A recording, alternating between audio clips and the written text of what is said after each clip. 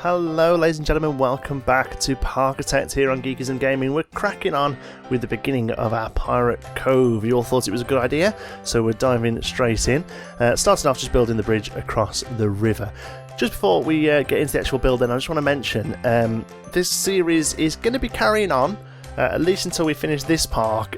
It may change next week, I think, or maybe the week after, when the Planet Coaster beta launches. And I'll be honest with you, as much as I'm really enjoying Parkitect, I'm kind of playing it as a placeholder for Planet Coaster right now. So chances are we'll finish this park because, you know, I hate to leave something sort of half finished, but chances are we're going to be moving over to Planet Coaster and doing a lot there as well.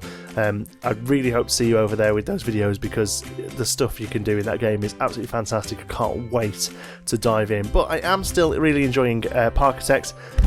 Excuse me for knocking the microphone. So we will be carrying on for that for the future at least.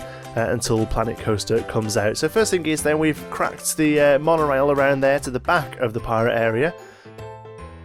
There we go, just popping the entrance in. Chances are we are going to decorate this to be a pirate building, but for now I'd just throw the queues in just to get it up and running. To be honest, this Pirate Cove area is probably going to be taking up the next few videos. In this one we put down a couple of flat rides and start the theming at the front of the area, but we are probably looking at doing a coaster. Somebody gave me a great idea, I forget your name, sorry, of having sort of dueling coasters, so two coasters sort of fighting each other, you know, sort of racing each other, which I think is a great idea and kind of fits the piratey dueling theme, so I think that could work really well as well. So they'll probably be in this area as well, maybe going over the water a little, I think would work quite well. So here we start off with the entrance. It's going to be nothing too amazingly grandiose because really pirate buildings shouldn't really be massively over the top. It's not like we're going to be building a castle here or anything. So it stays relatively low down building, and I've gone for sort of like a Mediterranean style building, lots of stucco and flat roofs and sort of awnings over the windows and things like that. So here we are using a mod pack. It's called the Pirate Mod Pack, and it's really good. It adds lots of new wall pieces, but for the most part they're used to actually build pirate ships with, which is something we'll probably do in the water later on, maybe next episode. So here I'm just using the regular walls, but then we sort of fan those out a little bit with some of the pirate props, some of the awnings, and they are obviously other things like barrels and crates and treasure chests and stuff. You'll see as we start putting it down, some of the props are actually really nicely done, and they really work out well.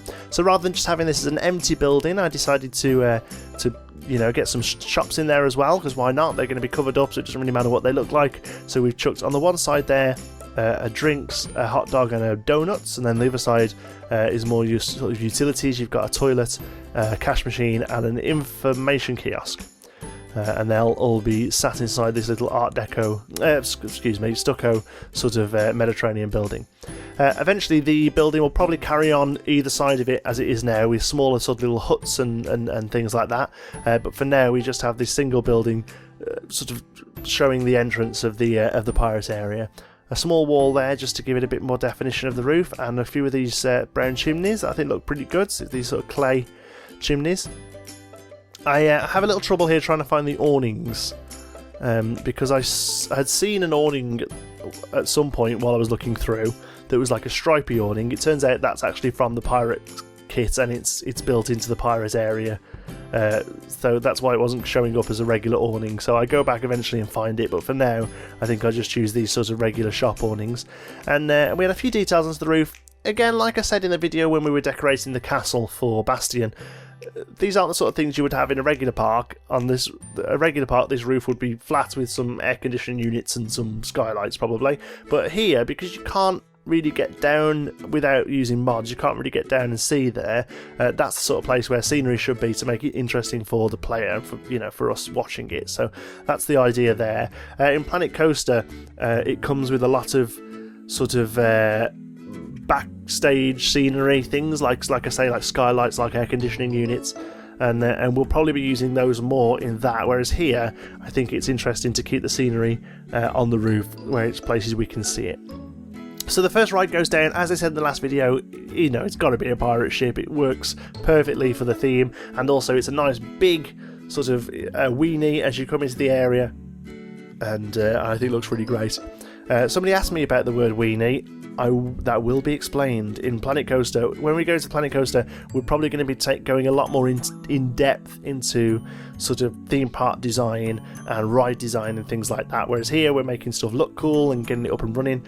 In Planet Coaster, because you've got so much more sort of options that you can do with scenery and rides, we'll be looking to make it really more realistic, but here we're just having some great fun making stuff look cool. So here, these are some of the pirate sort of props. It comes with this little pirate store that basically sells the pirate souvenirs, the hats and things like that, and I thought they look really great to have them out in the open. So here we build like a little sort of outdoor pirates market type area, using these crates and these chests and some flags, and then we add some of the log benches and log bins in as well, and then finally some of those awesome lanterns that we used in the mining area as well. And I think this area turns out really quite nicely, and also you'll notice there that sort of dark sandy textured floor, when it's over a height, it becomes this wooden texture, so I've used that to create like a dock type looking area as well, which again I think has turned out really, really good. Here we add some fences. Again, these fences, I'll carry them down further and we'll add more stuff there eventually. And then I realised that we had this awesome sand texture, so I quickly just throw it all over. It's just a big square at the moment. Again, that will be neatened up when we really start to work towards the edges of this area and figure out what it's going to be moving into and where the area ends. But for now, we just do this big sort of block of sand. We raised the area up around the pirate ship, and just to sort of make that neaten up. But again, I'll probably edit this pond or this sort of bay area to make the water look a little bit more interesting. One of the recent updates for this game in Alpha 6 was the inclusion of rain and thunderstorms. Personally, I think they're too common.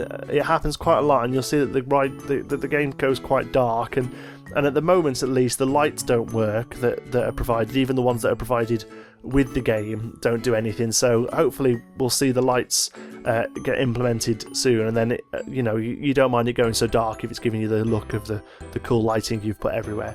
I found those awnings, there we are, those stripy awnings, I think they look great, so I've added those in. And then finally we finish off this little area, and then I actually go back and make the whole area sand, just so that the actual start of the zone is now that bridge, and this is the building here is the welcome into the zone. So there we go, that's kind of all we're doing around this area. Oh, a few palm trees, there we go. These palm trees look fantastic, I think they look really, really good. So we run those down alongside, and again, we'll carry these down the path once we've decided what we're doing with the path area. The one thing we do though, is take the path and take it down the left side, looking at it from this angle of the water area, and join it up to the monorail. And then we actually put another flat ride. That's quite tough to say. That was actually recommended by somebody. I'm going to see if I can find the name, because I hate saying somebody without actually giving them credit. And they recommended that we use this one.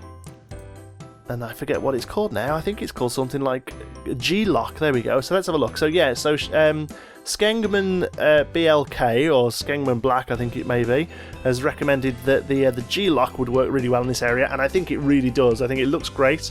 So we add that in, and then we're going to spend the last bit of this video sort of making this look interesting. Matty Fox 666 was somebody who recommended we do a pirate area, which I think is a great idea. A few people have actually mentioned pirate areas, so I think it's really well worth doing. So here we had some rocks, and we sort of fenced that off, and we used some of the pirate props, these awesome looking sort of treasure chests, crates. I think I even had a cannon in there as well. There are animated cannons and things like that as well.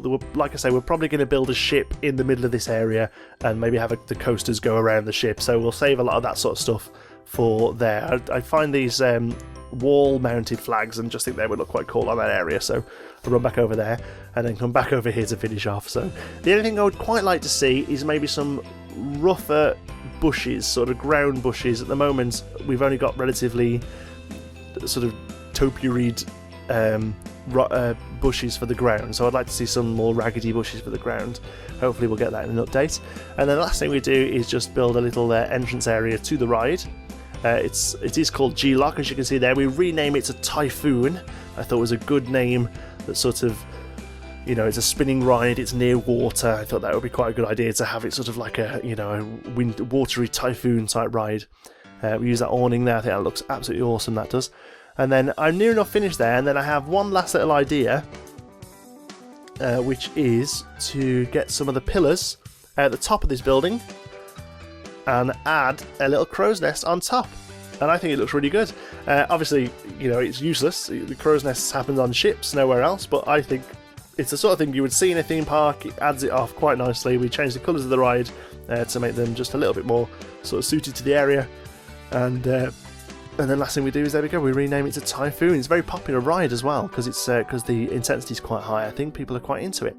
Last thing I noticed there is that the pirate ship is broken down, which reminds me to get a few more staff on board. So we get a mechanic, and then we zone this whole area off here as a pirate area, and chuck down a couple of handymen. So that's it. The next video, I think, will probably box off the monorail area and turn that into a pirate area. Down the bottom here, we're not going to have space for much, so we may just put a few more shops. But then I definitely think in the top left there is going to be the station for our new coaster ride. Thanks so much for watching. Please give us a like. Any comments you can think of, anything you recommend for the future, pop it down in the comments as well. And I'll see you in the next one.